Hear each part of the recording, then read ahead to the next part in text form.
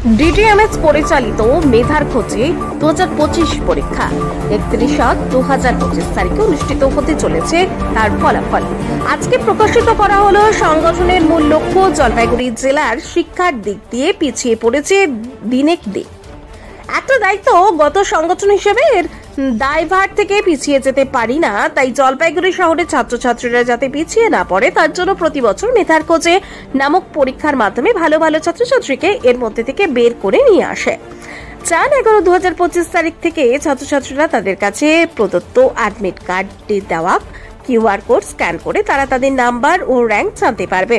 আজকে আনুষ্ঠানিকভাবে ফল প্রকাশিত করার সময় উপস্থিত ছিলেন ডিটিএমএস এর জেলা সম্পাদিকা সুবর্ণা দাস, সভাপতি হিমাংশু সরকার এবং এর সাথে উপস্থিত ছিলেন যুগ্ম সম্পাদক দেবাশিস রায় ও যুবজ্যোতি রায় সরকার।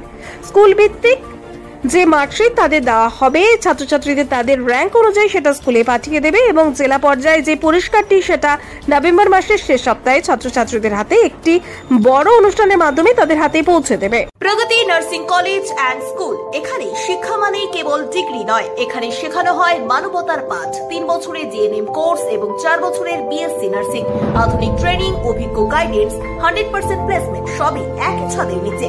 ঠিকানা রানীডাঙ্গা, কালারাম, শিলিগুড়ি। প্রগতি নার্সিং কলেজ অ্যান্ড স্কুল, শিক্ষা সেবা সাফল্যের প্রতিশ্রুতি।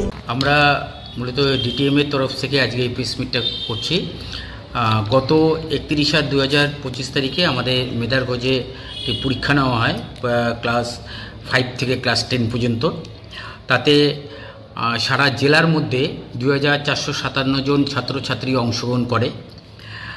আমরা টোটাল জেলায় 13টা ভেন্যুর মধ্যে এই পরীক্ষাটা সাফল্যের সাথে পরীক্ষাটা চালাই, আর তাতে কোনো সমস্যা হয়নি। আমাদের ইচ্ছে ছিল রেজাল্টটা আরেকটু আগে দেওয়া, কিন্তু যেহেতু আমরা টোটালি এটা অনলাইন বেসিসে পরীক্ষাটা চালানোর চেষ্টা করেছি, সেই জন্য কিছু টেকনিক্যাল সমস্যার জন্য আমাদের এবার একটু কিছুটা দেরি হলো। আমরা আজকেই বলে দিতে চাই যে পরের বছরও আমাদের পরীক্ষাটা হবে, তাতে রেজাল্টটা আমরা 7 থেকে 10 দিনের মধ্যে বের করে দেব। কারণ পরের বছরও আমাদের সিস্টেমটা অলরেডি আমাদের তৈরি হয়ে গেছে পরের বছরের পরীক্ষার জন্য। কি পরীক্ষা? ডিটিএমএস এর তরফে মেধার খোঁজে পিছিয়ে পড়া যে ছেলেমেয়েরা আছে তাদেরকে আমাদের তুলে আনাই মেন লক্ষ্য। সেই জন্যই আমরা এটা পরীক্ষাটা চালিয়ে থাকি। আর আমাদের অ্যাডমিট কার্ড ছিল, সেই অ্যাডমিট কার্ডে একটা কিউআর কোড ছিল, সেই কিউআর কোডের মাধ্যমে বাচ্চারা তাদের র্যাঙ্ক, রোল, তাদের মার্কস টোটালটা জানতে পারবে।